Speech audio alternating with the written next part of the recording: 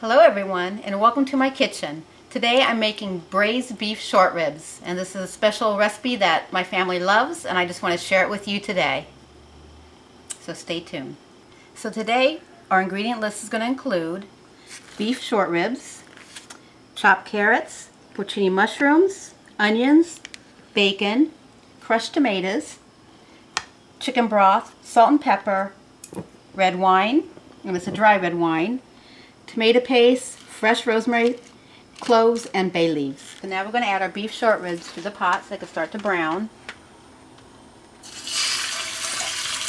We want to make sure we brown these on all sides. I'm going to put them in the pan, but I don't really want to get them too crowded. So I want them to really brown well. So we'll probably have to do this in a couple of batches. Just season a little salt and pepper.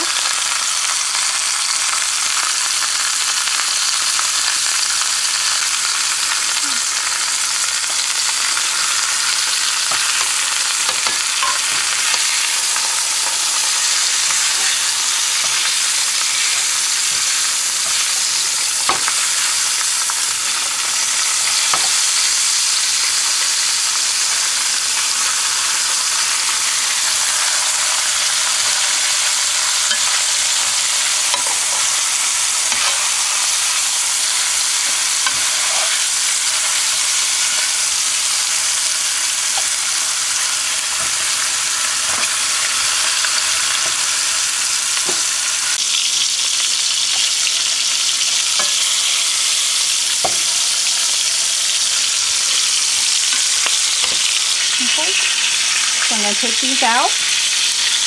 They're browned here enough to get these plated so we can do the next batch. Okay, so what I did was I took the ribs out. They are on a plate now, and I poured off some of the grease, so we should only have about 2 tablespoons or so of the grease and the juice left. So now I'm going to brown off my onions and add them to the pot, as well as the bacon. And I want to cook this until the onions become a little translucent. Soften up.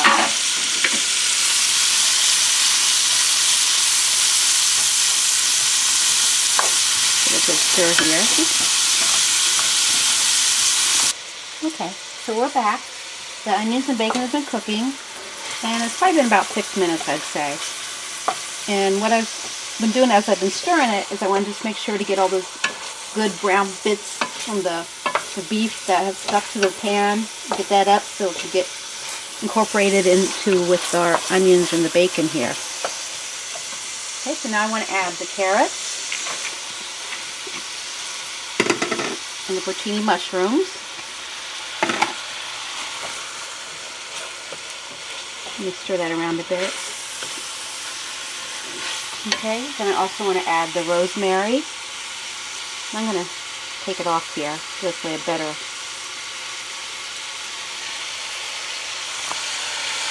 There's always got to be a few that don't want to come off there.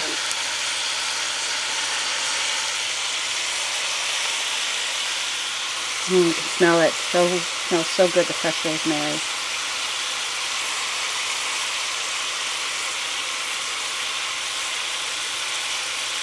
Okay. And add bay leaves.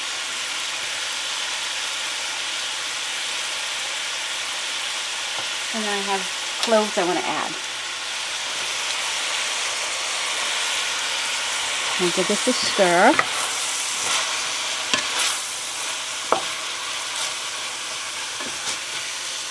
Okay. And then we're going to lightly season it with a little salt and a little pepper.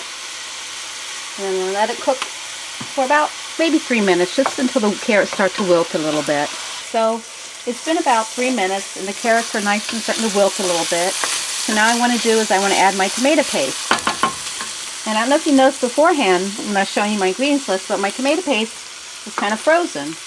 And the reason it was like that was because when I open up a can of tomato paste and I don't use it all, I'll take and drop tablespoons of it onto a little dish, put it in the freezer and freeze it. And then when it's nice and frozen, I put it in little bags to use.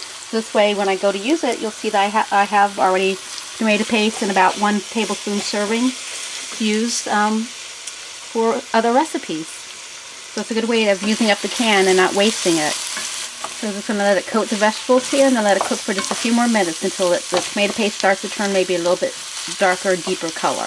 Okay, so now we're ready. You see how the tomato paste has darkened a little bit? Got a nice brownish, reddish color, deep color.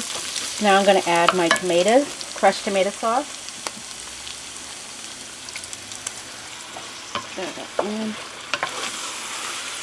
Okay, so we added the tomato sauce. Now I'm going to add in our wine, which I kind of reduced a little bit just to intensify the flavor a little bit. So I'm going to add that in, stir it up a little bit, and then I want to add my ribs back into the pan.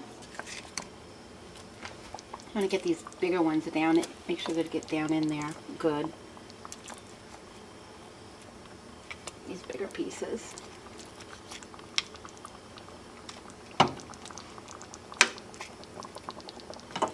And then what I'm going to do is I'm going to add some chicken stock to this, just enough to cover the meat.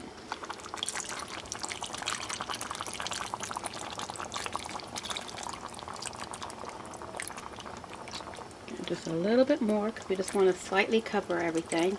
And then as it cooks, we'll check on it occasionally to make sure that they stay covered.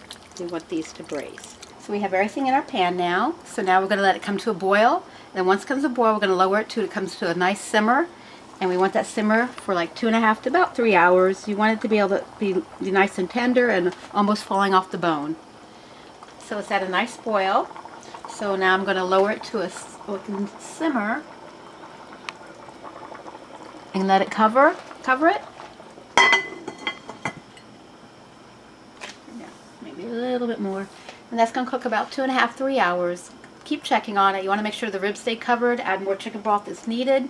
Maybe taste it once in a while just to make sure the broth has enough seasoning in it. If you need to, add a little more salt and pepper, and you'll be good to go.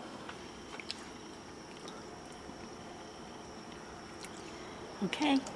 Alright, so we're back. So now I'm going to take the short ribs out. They've been cooking for about 3 hours. So they're nice and tender. So I want to take them out so I can take and get the sauce, drain the sauce. So I want to take them out, put them in this dish here. So I can drain all the juice. Oops. Oh, see, very tender. That came right off the bone.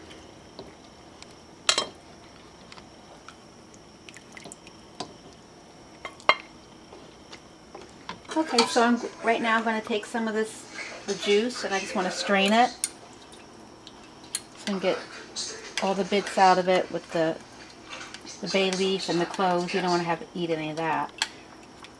So I'm just getting all that juice pushed through here. Fortunately, I need a bigger sieve, so I just have to make do with this. This way you get all that great juice going through. Okay, so here we are, and it's all done. I had made some mashed potatoes, and we put some of the great broth from that the meat cooked in after it's been strained. And here's a piece of the short rib, so I'm going to give it a try for you and tell you what I think. Oops, a little fat there. I actually want to get some of the meat.